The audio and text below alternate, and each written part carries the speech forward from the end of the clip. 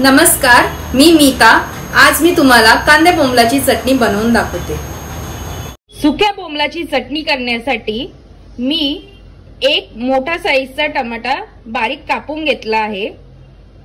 5 ते 6 कढीपत्ता, 5 ते 6 लसणाच्या मी बारीक चिरा करून घेतले आहेत। मी 2 मोठ्या साईजचा कांदा बारीक कापून घेतला आहे। 5 ते 6 मी मिरच्या कापून घेतल्यात। कोथिंबीर, मसाले, मीठ, तेल, हिंग आणि सुके बोंबीलचे मी लहान लहान पीसेस करून घेतले आहेत। ह्याला पीस करताना मी ह्याचे डोके काढून घेतलेत, साइडचा पंखा काढून घेतले, शेपूट काढून घेतली। ह्याला सुरीने मी चांगला खरडून घेतला आहे। अशाच पद्धतीने तुम्ही देखील ह्याचे बारीक तुकडे करून घ्या। आणि हा जो माप आहे मी 4 ते 5 4 लोकांच्या जेवणासाठीचा दाखवते। आता बोंबलांना मी चांगला पाण्यामध्ये धुवून घेते। ह्याला 2 पाण्यामध्ये चांगलं धुवून घ्यायचं।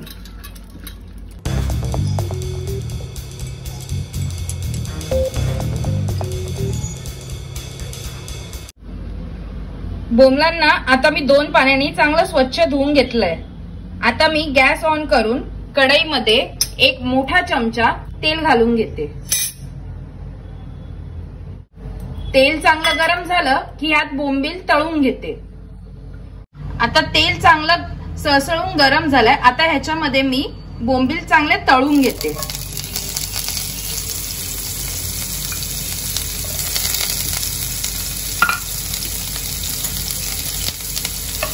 ह्याला कमीत कमी 5 मिनिटं मी तळून घेणार आहे, चांगले लाल होऊ देसपर्यंत।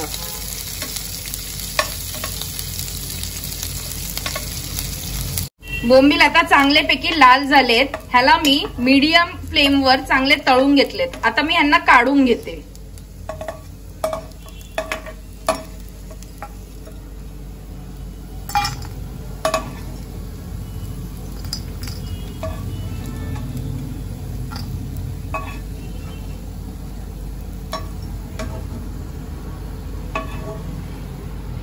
आता गॅस मी स्लो केलाय। आता यात मी मसाले हळूहळू करून टाकते। सर्वात पहिले यात मी राई घालते। आता जिरं घालून घेते। आता जिरं चांगलं तडतडलंय। आता यात मी लसूण जे बारीक कापून घेतले ते टाकून घेते।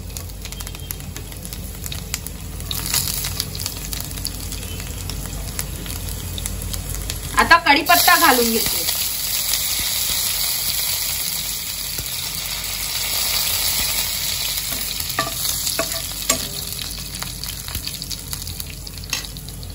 बारीक चिरलेला कांदा आता ह्याच्यात मी घालून घेते।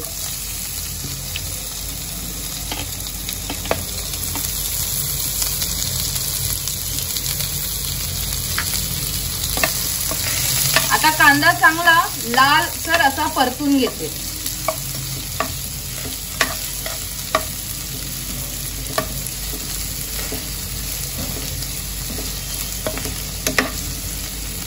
कांद्याला मी 5 मिनिटांपर्यंत चांगला लाल होसपर्यंत तळून घेतलाय। आता मी ह्यात मिरची घालून घेते। मिरचीला पण मी चांगलं या तेलामध्ये परतून घेते।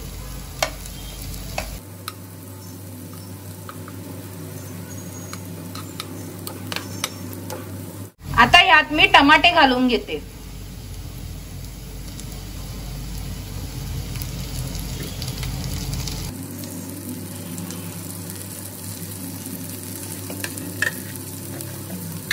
त्यासोबतच थोडस चवीनुसार मी मीठ पण घालून घेते। त्यामुळे टमाटे लगेच शिजून जातील आणि ते चांगले गळून जातील। लवकर गळतात मीठ घातल्याने।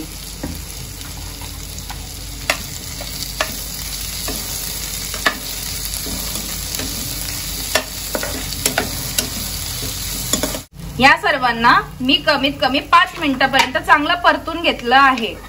आता ह्यात मी हळूहळू करून मसाले टाकून घेते।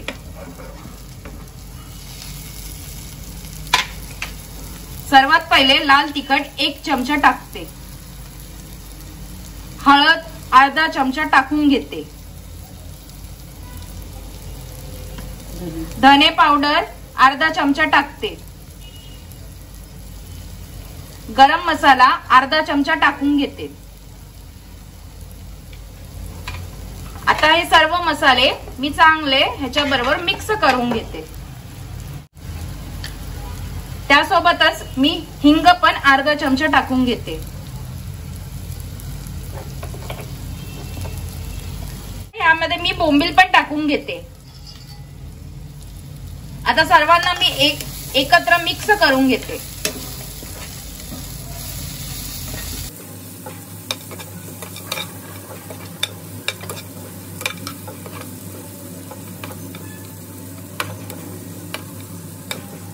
आता यात अर्धा गिलास पर्यंत मी पाणी घालून घेते।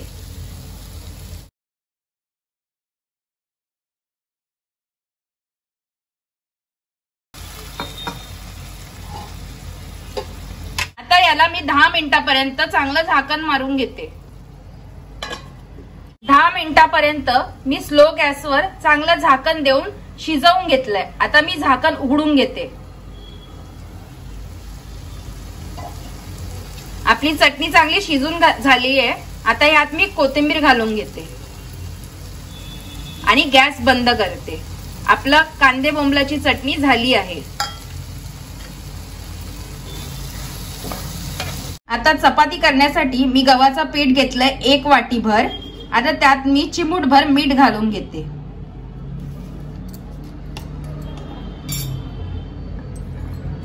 आता थोडं थोडं करून मी पाणी घालून ह्याला मी चांगलं मळून घेते।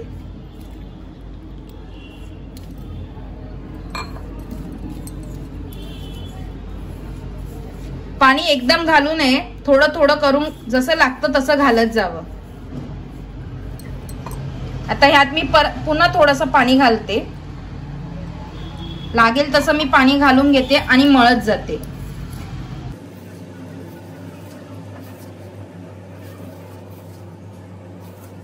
अजून देखील पीठ कोरडं आहे म्हणून मी पुन्हा पाणी टाकून घेते। अशाच पद्धतीने तुम्ही देखील थोडं थोडं करून पाणी टाकून पीठ मळून घ्यायचं।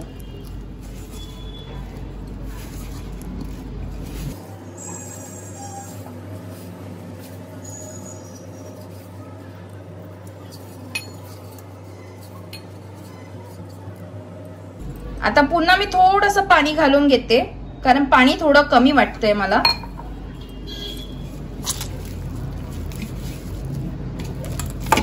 आता हळूहळू करून मी चांगले मूठ पण त्याच्यावर मारून घेते। अशाच पद्धतीने सारखे मूठ मारून तुम्ही पिठाला चांगलं नरम करून घ्यायचं।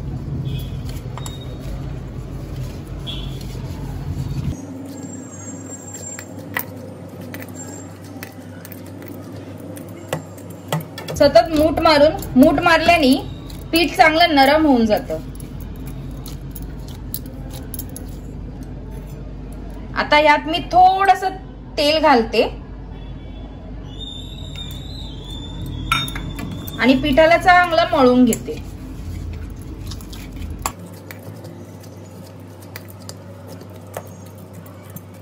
आता सर्व बाजूनी पुन्हा मी मूठ मारून घेते।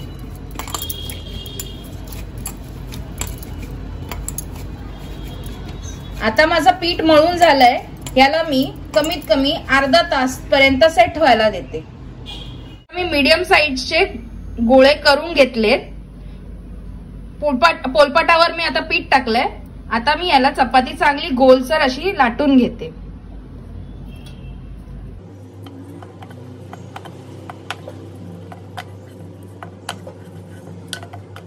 आता याला मी थोडंसं तेल लावून घेते।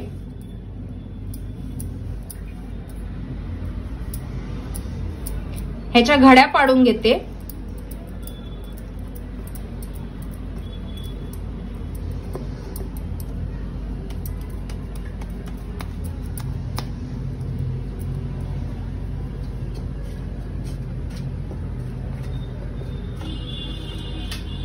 आता पुन्हा ह्यांना चांगल्या प्रकारे लाटून घेते।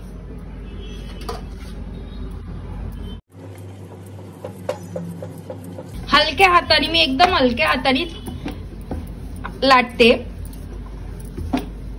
चारी बाजूनी मी लाटून घेते. मी कोपरे बारीक ठेवते. कोपऱ्या कोपऱ्यांनी पण चांगलं लाटून घ्या.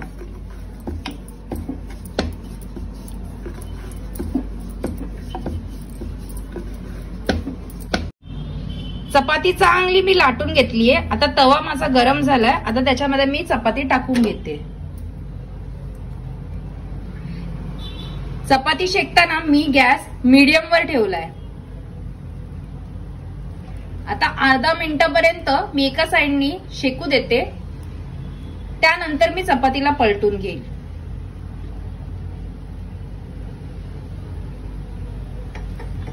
आता मी चपातीला पलटून घेते.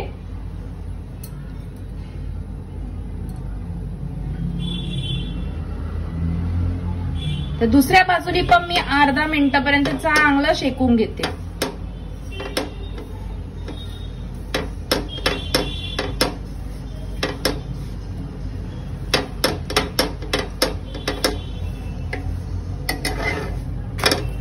आता मी चपाती पलटून घेतली आहे.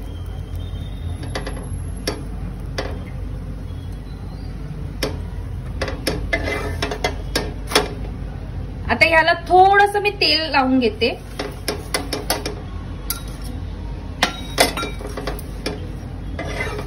आणि दोन्ही बाजूंनी चांगलं शेकून घेते. आता कोपऱ्या कोपऱ्यांमध्ये दाबून मी चपातीला चांगली फुलवून घेते.